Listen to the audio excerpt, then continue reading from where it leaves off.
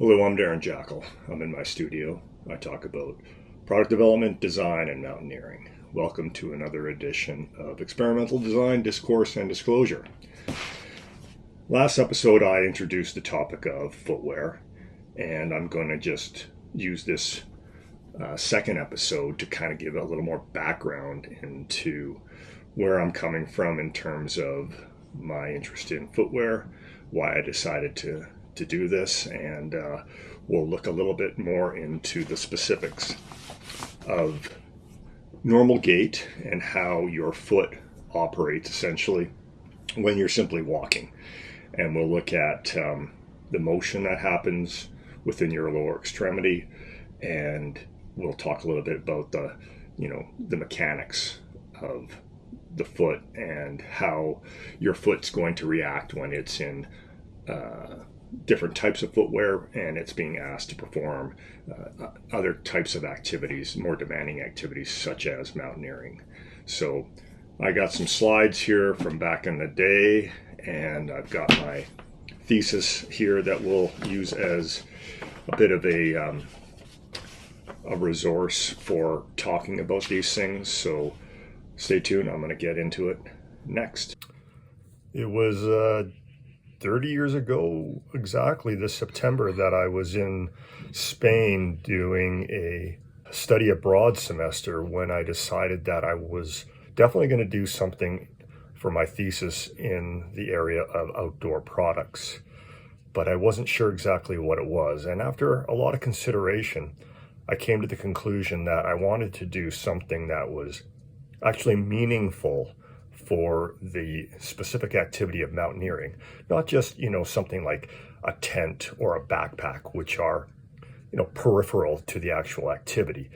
In mountaineering, there's only a few things that are actually essential to the activity, and that is something like your footwear. You're not going to climb a mountain in your bare feet. This is why I decided I wanted to do footwear, because I thought it was the most meaningful piece of gear I could work on. When I got back to Calgary and I started looking at understanding the foot and the ankle, and I found some advisors from the Human Performance Lab, I was, able to ask them a lot of questions about how the lower extremity functions, but it was really difficult for me to get my head around the actual motion at the joints.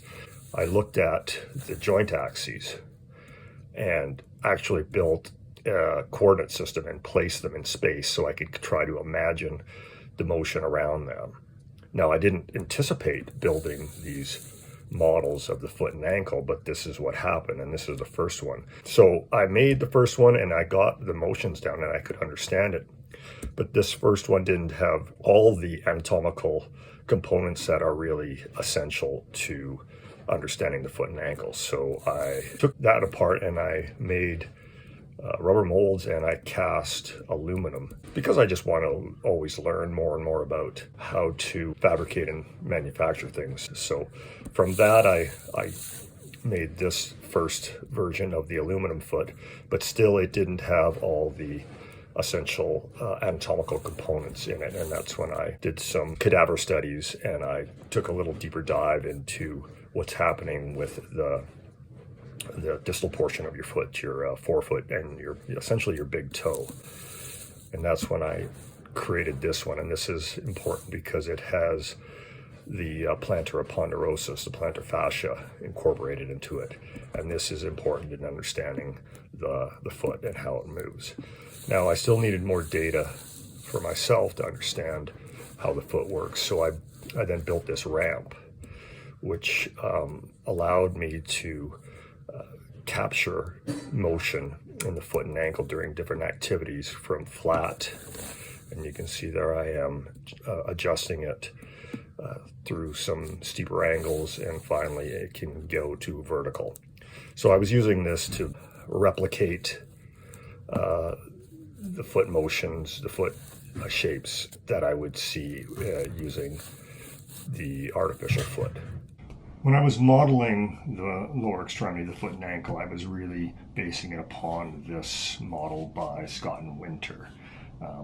You can see the joint axes that they consider to be the important ones, and those are the ones I I put in. There are some missing. What you have to remember is that there is a mass amount of articulating surfaces in this section, and what we need to do is kind of optimize a axis location that will allow us to understand the motion between these front metatarsal heads when they're in contact with the ground, and the calcaneus when it's in contact with the ground. So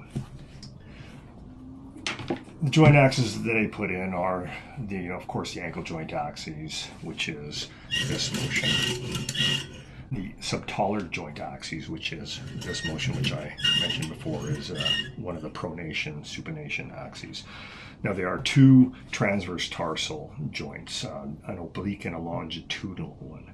And in this model, they only put in the oblique one and call it the transverse tarsal joint. And that's this joint here. And it's the first joint that really has motion between, or allows motion between, the rear foot and the forefoot, and it's this motion here. And of course there's all these little joint axes between the metatarsals and the corresponding bones in the foot, which would be either the cuboid and the cuneiforms, and missing this one, great mall. But overall the important motions are here in the calcaneus, talus, and here in the calcaneo-cuboid joint. Those are, critical. The talonavicular joint here also is important in these joints. The other important joint was the metatarsal phalangeal joint in the big toe, this one. So we have ankle joint motion, subtalar joint motion, transverse tarsal motion, and then motion in the rays, you could call them, the metatarsals themselves, and then the hallux. Now, we'll go through and look at how this motion occurs during, the different phases of normal gait. So we have heel strike, weight acceptance, mid stance, heel off, and toe off. Just a few comments before we get on to looking at the lower extremity during the normal gait cycle, and that is that the joints of the foot that we're looking at are all a single degree of freedom joints. These are hinge joints that only provide motion in a single plane. This would be unlike, say, your hip or shoulder joint that is more like a ball and socket joint that will provide motion in more than a single plane. So understanding degrees of freedom, an unrestrained ball in space will be able to travel linearly along the X, Y, and Z axes, and correspondingly be able to rotate around each of those three axes. So we would have 6 degrees of freedom in a ball in space. What we kind of need to understand about angular motion as opposed to linear motion, and all motion in the body is angular, is that forces, strictly speaking, cause linear acceleration and moments cause angular acceleration. So we'll get a little more into this, but it's important to understand that when motion happens in the body, it's because a force is being directed at a distance from its axis of rotation, and that causes it to move. So that could be a muscle. In the case of the foot and ankle, it's often because of gravity and the ground reaction forces are causing things to happen in the foot. So we'll get into that a little more later. We need to kind of understand that the foot acts like a curved beam because of deep ligaments that hold the bones of the foot together. And when a load is put on it, we have compression through the upper portion of the bones, and the bottom, it wants to be pulled apart. So those ligaments keep it together. Now, as long as the heel is on the ground and the load is over top, the foot is able to act as a beam and not essentially break.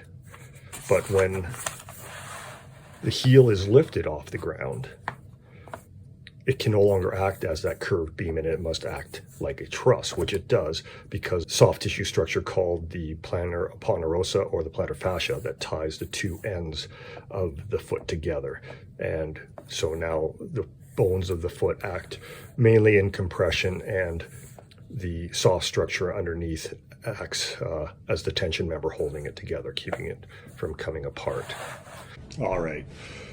Once again, I've gone over time, and I'm never sure how far I'm going to get on these in terms of explaining the background and the essential idea. So at this point, I'm going to shut this down, and next time we'll go a little more into, now that we've talked about where the motion occurs, we're going to talk about what inhibits motion in terms of keeping your foot from breaking, essentially. And we'll look at rotation at your hip, how that influences the arches and the structure of the foot, subtalar joint motion, what that does, and then we'll have to talk about the windlass mechanism of the hallux, the big toe.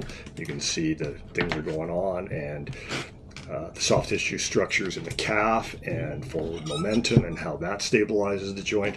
It's, like I say, complicated. So that's happening next time. Once again, thanks for dropping by. I'm Darren Jackal. I'm in the studio. I talk about design, product development, and mountaineering. Thanks again for coming by. This has been Experimental Design Discourse and Disclosure. We'll see you next time.